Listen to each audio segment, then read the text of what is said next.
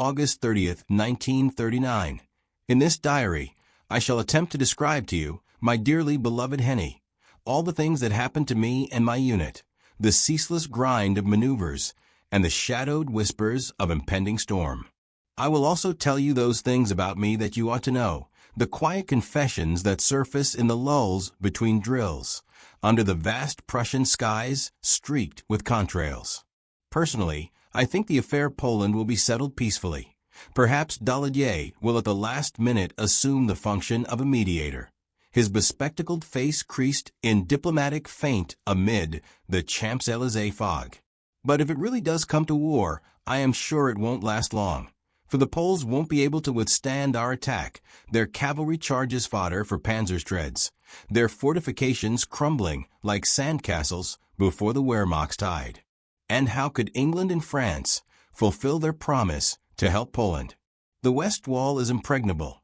France would sacrifice her sons there to no avail, waves breaking on concrete dragons' teeth and pillboxes' unblinking eyes. And England could only rush to help Poland by sea, her dreadnoughts plowing Baltic swells. The Baltic has certainly been closed by us, mines sown like dragons' teeth. Gibraltar will be held at bay by Italy and Spain, Mussolini's Roma's roar and Franco's phalanges glare.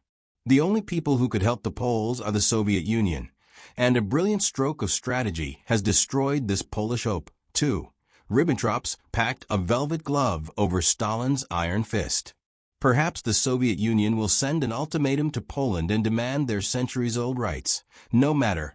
The situation is highly satisfactory for us, and it's unthinkable for us, too, as the greatest European power, to sit back and watch the persecution of the Volksdeutsch without doing something, their cries from Bromberg's bloodied streets echoing like a clarion.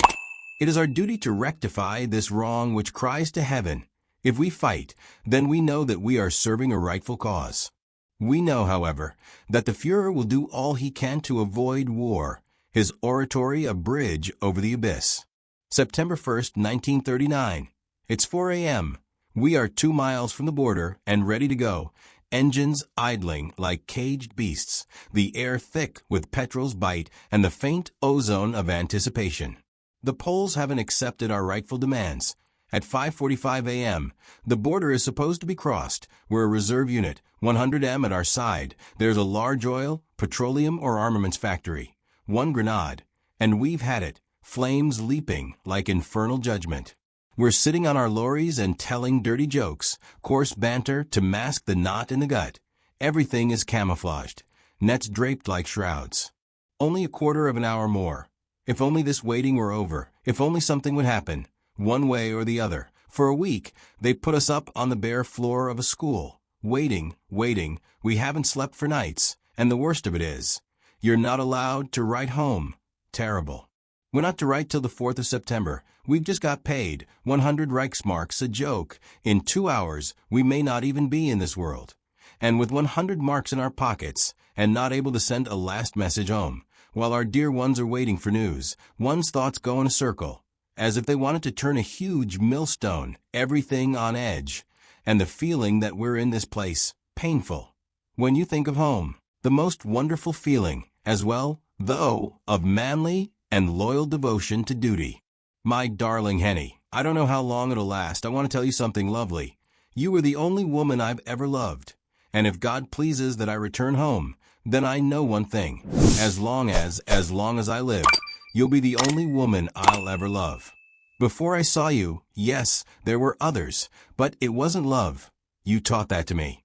I could start at the Berger Ball. I could talk of your first holiday, of my departure to Berlin and my return. I could recall our marriage, my call up. It wouldn't be complete, though, if I didn't think of our law guard, this little creature, make her strong, so that one day she can skirt the cliffs of life, and tell her sometimes of me. If it should happen that you both are my hope in this and the coming hours, and send my best greetings to your mother. She was an idol to me, this wonderful woman, and to my parents, especially my father, and to anyone else who would like to have them, of course your father too. Something else for you. Keep on being the wife you always were. Be assured that I love only you, and that I live only for you. I don't ask anything from you. only that you should think of me often, and know that in my life, I've only done my duty, nothing but my duty, and stay happy, even in the misfortune of my death. 6:20. The first news. Our troops have pushed 3 miles into Poland. The first village has been taken. No shot from the Polish side. 6:45. We move forward. 7:30. The Poles tried a tank attack. They were destroyed and forced to run. While retreating, they set fire to 6 villages. Our own unit is on our side of the border, although some of our troops are 6 kilometers into Poland.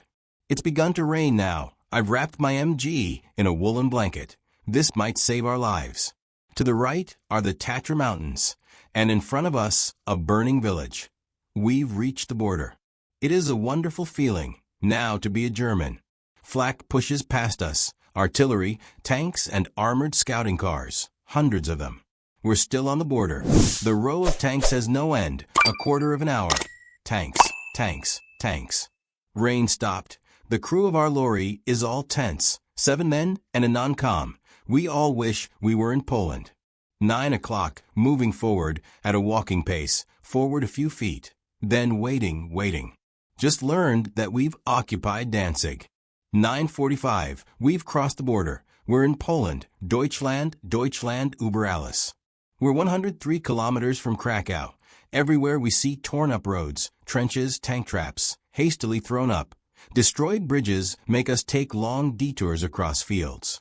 We drive through the first village. They hand flowers into our lorry. In delight, they stretch their hands towards us.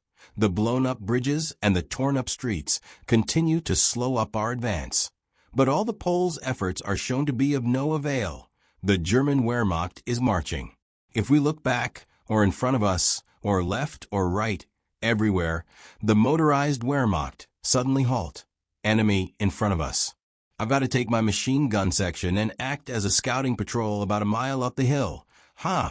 We're shot at from right. The first time, machine gun volley. It doesn't reach us. Then silence. Our lorry climbs the hill. We go back to the squadron and leave the lorries. We march to the attack. Terrific heat now, battle dress. The machine gun 134 kilograms on our backs. 1 mile, 2-3 on. We can't go on. But mile after mile is captured. No one can go on. No water, no coffee, no tea. Marching, running, halt. We've reached a pack anti-tank gun and rest in front of a few houses. The family sits in front of the door, all of them crying. But we aren't harming anyone. Why didn't the Polish government give in? Our artillery begins to fire again. At every shot, the Poles wince under the shell fire. We march on. It's 4:45 p.m. We've marched only 3 hours and have 10 kilometers behind us. I hope we stay here, a hamlet, but there's supposed to be a pub. Then we'd have something to drink. Blank goes past and has already got a bottle of beer. It's the last. He chucks it at me, undrinkable, as if it were warmed up. It's now 5:30 p.m. I am so tired, I could drop. My feet ache. I've been on my feet since 5 in the morning. One thing kept me going today, the thought of our seeing each other again. I'm still alive, and so are you and Lore, all of us. September 2nd, 1939, yesterday evening at 9 o'clock, was the end. We slept in an open field at night. Supper was pork soup and tea. I was so tired that I slept at once. Then our troop had to get up and act as a patrol. Somewhere, there's shooting. We're supposed to find out what it's all about. For 1.5 hours, we scour the countryside. Nothing. I think it must have been the civilian population in action. At 1 o'clock, I was able to sleep again. At 5 o'clock in the morning, we get up, and the march goes on foot. We can't use the lorries, because the enemy is expected. 7:30, we rest, no water, nothing to drink, nothing to wash in, cigarettes are finished. And of course, we can't buy any. Perhaps we can grab some tomorrow. At 3 o'clock in the morning, our artillery began to fire. And for 4 whole hours, they roared away. 2 p.m., we've climbed a big hill, hours it took. In front of us, the guns boom, also light machine gun fire. For the past hours, they've been under fire from our artillery and trench mortars, but they wouldn't give in. We're lying ready in a wood, banging of rifle shots. We learn that there are 5 civilians behind our back, shooting at us. I go with 2 others. And in a few minutes, these 5 civilians have had it. 2:30 p.m., the first Polish reconnaissance aircraft. He shoots a few rounds at us and disappears. Our flak sees him, shoots at him, and I hope got him. The Poles seem to be well entrenched, but our artillery clears the way for us. Over hills and valleys, through burning villages, we continue to attack. We take some civilians with us, and they have to carry our heavy things. The guns still boom. At 7 p.m., we are told that we're to go somewhere else. Our orders are now completed. 3 divisions have met. The road to Krakow is open. And we're 35 miles away, but we're still moving. Where to? We left at 8 p.m., only 4 days of war, but full of danger and wonderful experiences. Today I'm still alive, and so are you and Lore, all of us. September 3rd, 1939. Following night patrol, we proceed at 5 o'clock towards Krakow. Yesterday some of us were killed, and many wounded. Enemy artillery fires against us. We destroy it altogether. I have a great deal of faith in our weapons. Yesterday, the Poles were ready for battle. For the umpteenth time, they continue to withdraw. They should face and fight us in a decent and manly way, but not a bit of it. Our road to Krakow is marked by burning villages, which were set on fire by the artillery, or by us, if we encountered any resistance. Yesterday evening, the whole countryside was red with fire. 7 a.m. in the morning. We haven't had anything to eat since yesterday. At 2:30 a.m., our usual meal consists of black coffee for breakfast, though we usually don't get it at all. For lunch, a warm soup, which we generally get at dusk or during the night. For dinner, tea, and we get it at 1 o'clock or 2 a.m. You can imagine how full we are. This isn't a general mistake on the part of the Wehrmacht, however, for the error originates in the smallest unit. In our case, it's our squadron. We are told that soldiers of the Soviet Union have occupied Poland up to the River Bug. Their aeroplanes are marked with the Soviet star. Their lorries are supposed to have an inverted swastika on them. This will mean the end of Poland. Warsaw is supposedly not yet taken, but completely encircled. The Führer is said to have given the 12 hours to evacuate Warsaw, after which time it will be attacked with the help of the heaviest artillery and bombers. This is the way the rumors go. Most of them are supposed to be authentic. Often, they're actually picked up by our radio transmitter car. We change our positions several times. This means a lot of work, because we have to dig ourselves in again each time, a deep hole in which you can lie. And if the occasion warrants, spend the night. If you have any luck, there's some straw nearby that you can pat out the hole with. It's not so cold then. I'm already very cold. I shall go to sleep. Today I'm still alive, and so are you and Lore, all of us. September 19th, 1939. At 6 a.m., every inch of my body was shaking with the cold. It drizzled the whole night, and everything was cloaked in fog. The straw and our coats were soaking wet. And what's more, my blanket has disappeared. They've forgotten to feed my men since yesterday morning. We haven't been able to wash since Saturday. And to cap it all, my watch is broken. We supposed to have encircled 7 Polish divisions, who are hidden in the surrounding villages and woods, and are being bombarded by our heavy artillery. They should surrender, for there's no point in their going on with it. Our flyers have dropped leaflets over the Poles, in which they are told that Russian soldiers have pushed 70 kilometers into Poland, that the Bug River is to be the demarcation line between the Soviet Union and Germany, and that the Poles should give up their resistance, lay down their arms, and come over to us. Nothing will happen to any of them. Nothing whatsoever. A large majority of the Poles don't dare to surrender, because their officers tell them that they'll be shot by us, tortured, and so on, which is, of course, pure rubbish. Quite the contrary. They are specially well treated. Nothing happens to any of them, not even a harsh word, whereas the Poles do the foul things with our people. I'm surprised that the Polish officers, they are supposed to be men of character, allow such things to happen. But if you know that the Polish officers simply leave their men sitting high and dry in the most dangerous situations, then you understand it all. The day before yesterday, when we captured more than 100 prisoners, they themselves told us what had happened. When our tanks drove into the forest, the officers disappeared and left their men alone, and some of them came over to us. Our artillery has been roaring away since 3 o'clock in the morning. The Poles are completely encircled, and there's no way out for them. But what good does that do us? These troops will surrender, and afterwards we'll get another order at once. For us, as a rush division, there will be no peace till the war is completely finished. And how long will that be, my dear Henny? I hope it will not be all too long, 14 days, a month, or longer. It's in the nature of things that it will be increasingly difficult for us, as the autumn progresses, and as it gets steadily colder and wetter. Up to now, the nights have been icy cold, and the days boiling hot, but now there is no more sun during the day. Even now we have to keep our coats on all the time. I'm only surprised that up to now, none of us has become seriously ill. How often I've thought of home, on Sunday at 5 a.m. In the afternoon, I had such an attack of hiccups that I was positive you must have been thinking of me. And in my thoughts, I imagined you sitting at home, over coffee, and thinking of your Mankey. And can you imagine how often I think of home leave, the surprise, the wild joy, the celebrations, then a bath, and sleep, because I'm so tired. For my first meal, I want chicken in paprika. And then to be telling you everything. That's going to take a bit of time, isn't it? Every day, we take more prisoners who come out of the woods on their own initiative.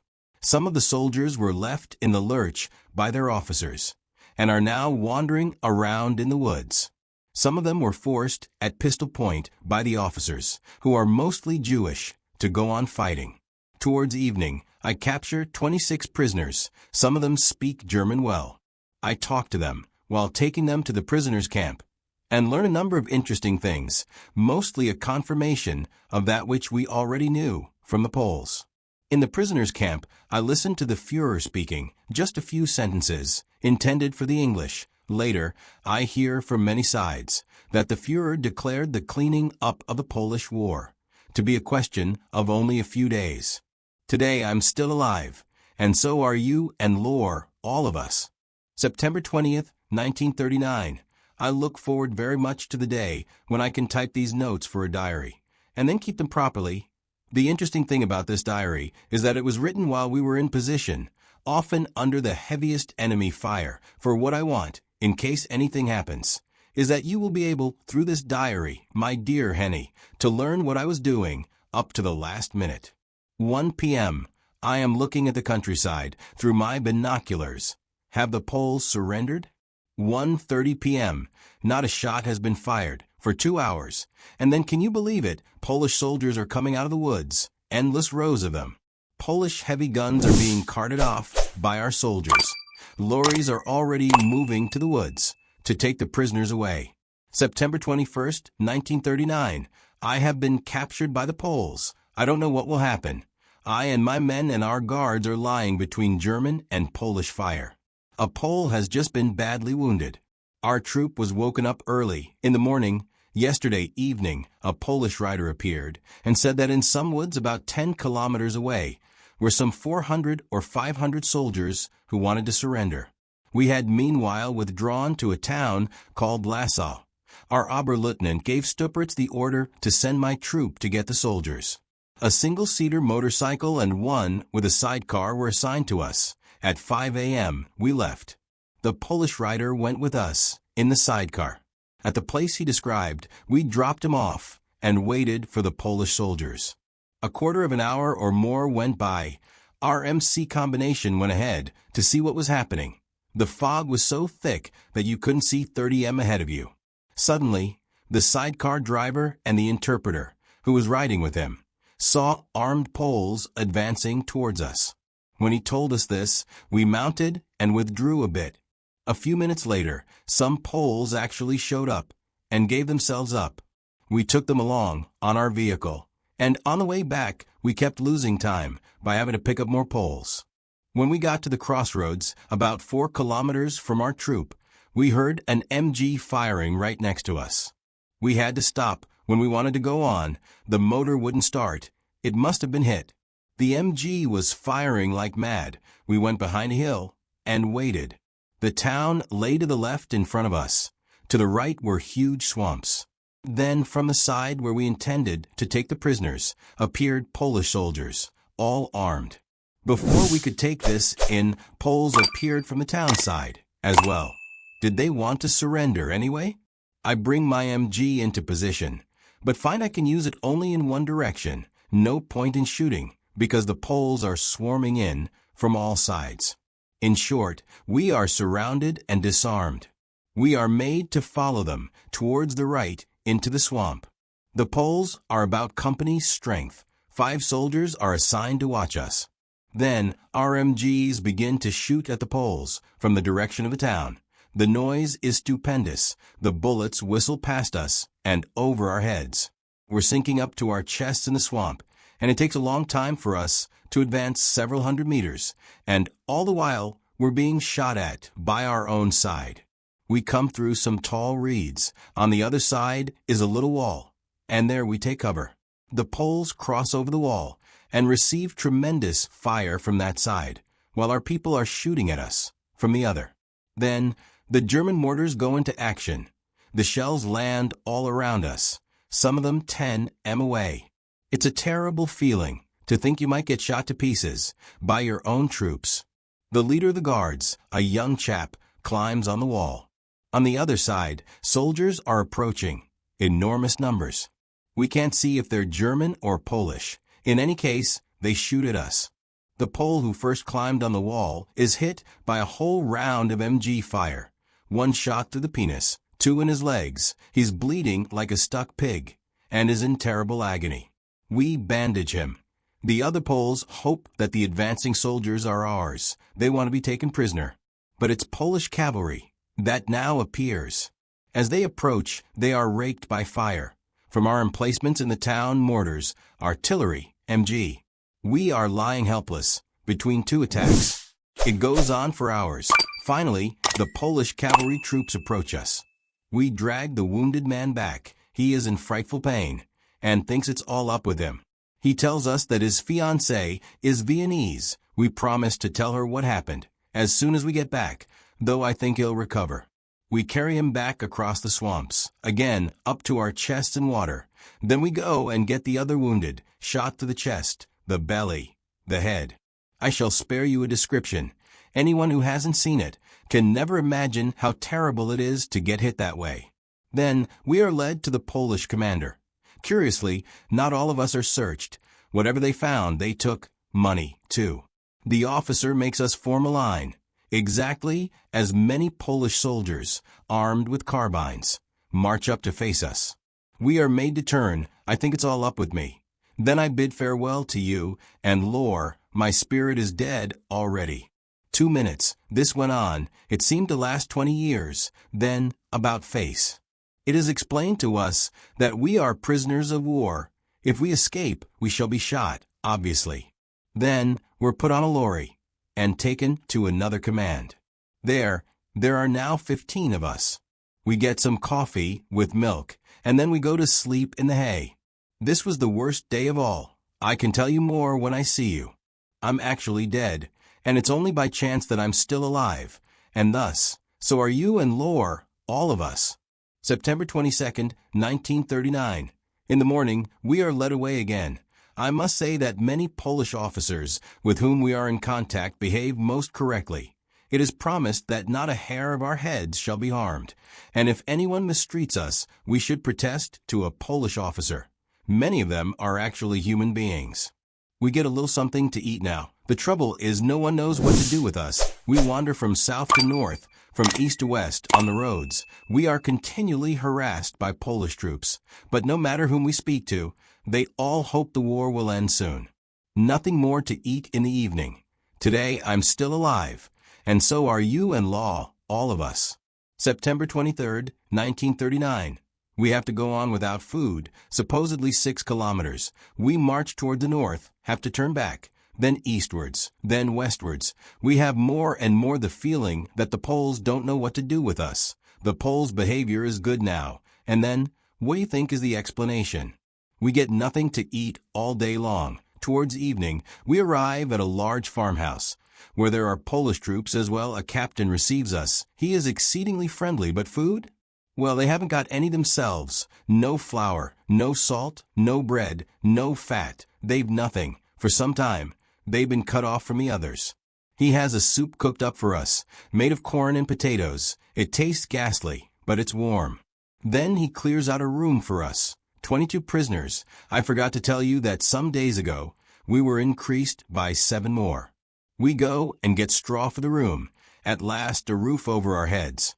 In the evening, this Polish captain comes and sits with us. He speaks openly, a Polish officer with 22 captured German soldiers. He tells us his life history. He was born in Graz, has a wife and child. In the World War, he fought for Austria and was wounded. He now lives in Lemberg, and his name is Alfred Tor. Conversation turns to the present war, which is lost for Poland.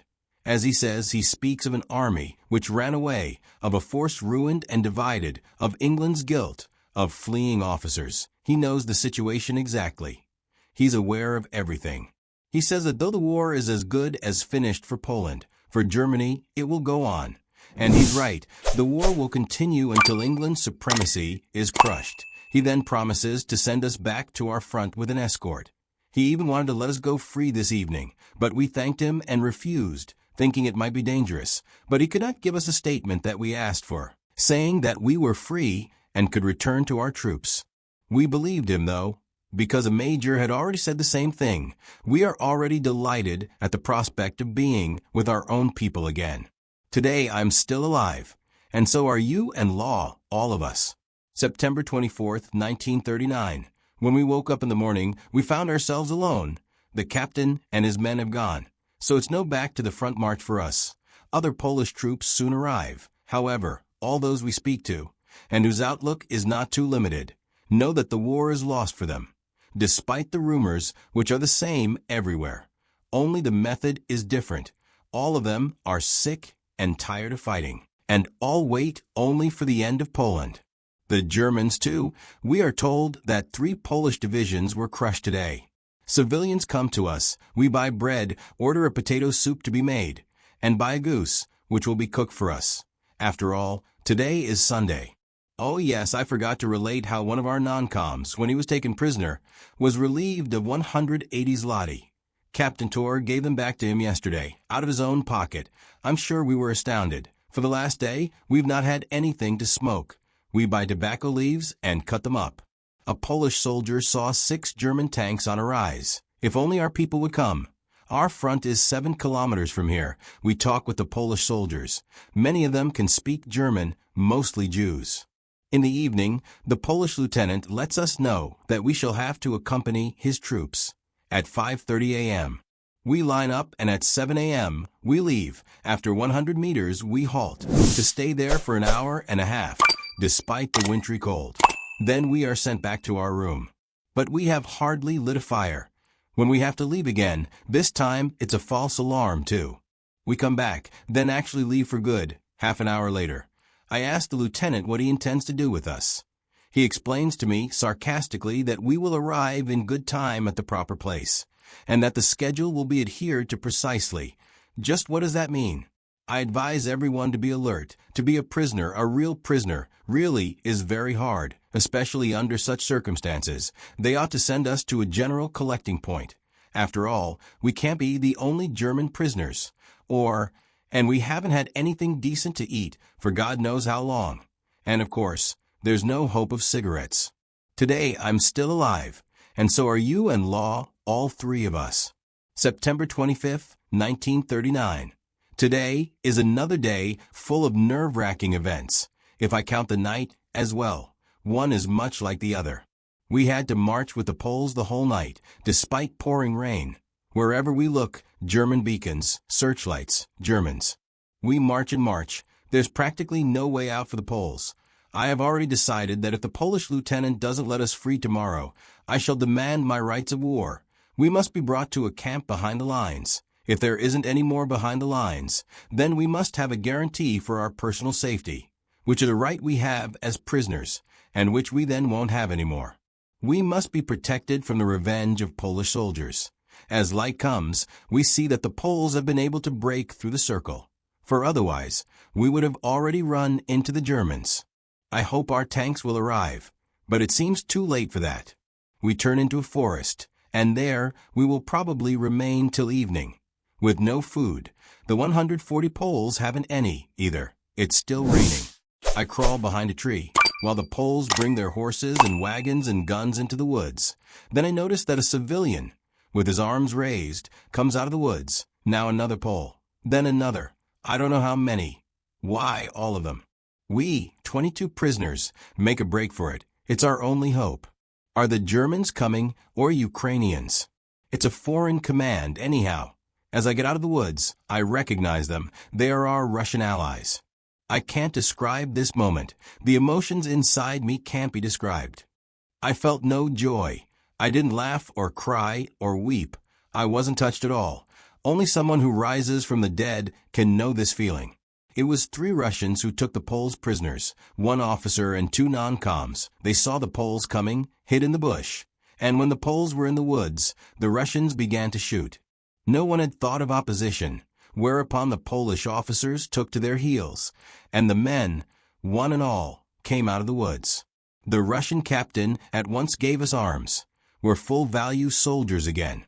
The numerous wagons are emptied and the contents sorted. This keeps us busy till 2 p.m. Then we help the captain cart the things off. We're off for Tomaso, a town already in our hands. In the evening we get an excellent soup, with lots of game and poultry in it. After the meal, we push on. I haven't slept at all since yesterday morning, but perhaps I shall today. September 26, 1939. We drove right through the night. When the Russians take a breather, they do it differently from our way. They go up on a rise, where they can get a view of the whole surrounding country. We are always in a village or in a wood, to be out of sight of the plains, or when the Russians go through a village or a forest, they first shoot off a few MG shots, as a precaution against being killed by single pot shots. But we don't do that. We've had to drive the Polish wagons. You can imagine what it's like to drive horses when you've, as I haven't, no idea at all how to feed the horses, get them harnessed and unharnessed. It was awful. The way the Russians treat us is not quite the way we would like, but the main point is, we're saved. The food is excellent, but unusual for us. They're simply altogether different people from ourselves, and very frugal. We're supposed to go on this evening, and we actually do it. It began to rain in the morning, and it's still raining. September 27, 1939. In pouring rain, we traveled through the whole night. This morning, we're supposed to reach the Vistula. There, the Russian captain will pick up new orders. What we'd like best is if they would leave us in some town or other, and then send us back home, but not what is going on now. It's still raining. We are driving towards Lublin. Later, we turn off and stop in a village. There, the captain delivers us to staff. Up to now, he's let us round any way he wanted to. And when we asked a question, he always found a new way of fobbing us off. The new captain, his name is Kovalenko, is quite different. He explains that we aren't prisoners, but guests of the Russian army, and that we will go with the Russians until they meet up with German troops. The truth at last. It can't last more than 2 or 3 days, or a week. He's very friendly. They brought us food right away, and he gave us his own tobacco. Later, they brought us dinner. We stay in the village. At long last, a good night's sleep. We're simply exhausted. September 28, 1939. At 6:30 a.m., we get up. The rain, thank God, has stopped. In the morning, we each receive a package of tobacco. It's a horrible weed, but it's something to smoke. Our clothes and underclothes, insofar as we have such things still, are completely soaked through. If I can only avoid falling ill, not that's all I need. The Russians push on again. The Germans are leaving this area. I just don't understand that. What was the Battle of Tomaso for? It cost us numberless casualties, and now it's to be Russian territory. I'm curious to see the Russian-German lines. Yesterday, we were told that the war was actually finished. Both armies are only cleaning up. We see this on the roads. Thousands of Polish soldiers, their weapons surrendered, are going home. That's typical of this war. People who are actually prisoners wander around free as birds. Do they just take their weapons away and send them back home? Or is it just the Russians who do that? Actually, I think it doesn't matter much to the Polish people whom they belong to. It was crazy of the government to start the war. Now, Poland has ceased to exist. Its beaten army moves in rows of thousands and thousands along the road. All those I spoke to complained that the Polish officers ran away at the decisive moment. That's why they lost the war, before they started. With a mentality like that. During the night, a guard was posted in front of our house, but they explained to us at once that it wasn't to guard us, but as an honorary measure, to protect us from the civilian population. Quite something. The Russian weapons are, in quantity, quite terrific. But do they measure up to the most modern technical standards? For the most part, they are motorized. In general, I think I could say certainly no comparison with us. The best and most modern, the most disciplined and best trained army is that of Greater Germany, Großdeutschland. I'm only afraid of one thing, my darling Henny. When our regiment returns to Vienna, and I'm not with it, you'll be afraid I've been killed. I'm sorry about that, your griefs, your worries. I don't even want to think of it. I hope the Russians will let you know through the German authorities. Otherwise, we'll be considered missing till we get back home. The Russians are very charming hosts. They wait on us hand and foot. September 29, 1939. The food is gargantuan. In the morning, some kind of soup and tea. But noon, soup with meat and something to go with it. Evenings, meat soup and tea. The food is far superior to ours. The soup all by itself is quite as good and as nourishing as a whole meal of ours. But we couldn't take it over a longer period. It's the same, too. Every day, we get the sugar for our tea separately. The Russians put the sugar in their mouths and drink their tea that way. The only hardship is the cigarettes. We each got a packet of tobacco. That's true, but there's no cigarette paper. We roll our cigarettes in a newspaper. The tobacco is so bad, though, that I don't smoke more than 2 or 3 cigarettes a day. Yesterday we marched 26 kilometers, and my legs ache all over. Today, towards noon, we marched off again, and have to do another 26 kilometers. September 30th, 1939. This morning I was terribly ill. I think that I'm no longer used to the filling and punctual meals. We're supposed to have only 20 kilometers march to the Vistula. There, we are to meet up with German soldiers, and we will be with our unit, today or tomorrow. Ribbentrop is supposed to be with Stalin. They are reported to have signed some kind of non-aggression agreement between the Soviet Union and Germany. I think that the Russians are keeping us back as a propaganda move, so that we'll say how well the Russians treated us. The troops in front of us are supposed to have already made contact with our army and told them about us. Today, we heard the latest news on the wireless. France is reported to have attacked German towns again, and French troops to have touched German soil. The troops, 1,000 strong, were driven off. Otherwise, all quiet. Russia is supposed to be working hand in glove with us now, and to have declared to France and England that if they attack Germany, they will find Russia on our side. The agreement is supposed to be binding for Germany, too. And so I think that the gentlemen in France and England will have to think things over carefully before they act so stupidly. Moreover, Papin is supposed to be in Paris. He will certainly produce some results. October 1st, 1939. Smigliarzi declared that the Polish army is now defeated. He could have made this silly observation on the 1st of September, for it was a joke to fight against us with horse-drawn wagons. I've seen only very few trucks or tanks in the Polish army, and airplanes only at the beginning, and with their weapons, they can't compare with us at all. If their hand grenades were distributed to their whole army, it would mean 2 hand grenades for 35 men, or take the company which took us prisoner. They had 1 MG. It was ridiculous. They were terrified of our flyers. How right they were. When necessary, they pulverized the Poles. When we were prisoners, we were often reproached for the fact that our flyers bombed the civilian population in towns and refugees. That may have been true, but the reason is this. A reconnaissance plane takes photographs of the towns in which there are military objectives, railway yards, and so on. The bombers then fly according to these photographs, and at the designated point, the bombs are unloaded, without the pilots having, in this case, to find out what's going on down below. If civilians happen to be underneath, it's not his fault. When the Poles saw our flyers, even at a great distance, they rushed off in all directions without paying any attention to us prisoners. But we 22 men didn't even think of escaping. For where could we go? Yesterday, I spoke to a Russian soldier who knew German about conditions in Russia. Even if the picture we made, or rather, which was made for us, was not correct, I nevertheless think that communism, for Russia, was at that time her salvation. For the rest of Europe and Germany, in particular, it would be unthinkable. As time goes on, communism will also forget its international ideas and become nationally conscious. Even now, one speaks of our blood brothers in the Ukraine. Perhaps a Russian fascism will come to pass one day. 12 p.m. German officers came to the Russians for a staff conference. They are from the 27th Division. The Russians provide us with a truck, and our officers take us along with them. Our own division is said to have withdrawn a considerable distance. We're taken to Krasnik.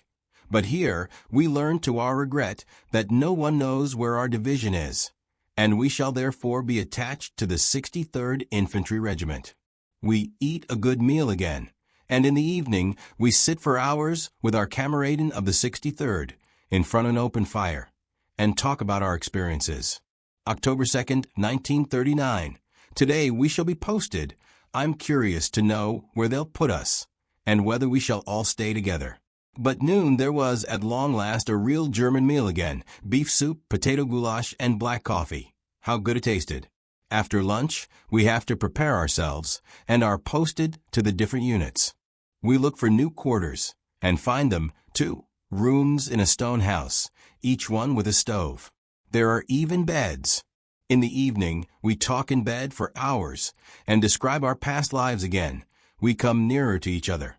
I have to say it once again, there is something wonderful in this sense of comradeship within a group we hold, and will hold, together, come what may. We go to sleep late, each of us wishing to be with our dear ones again soon.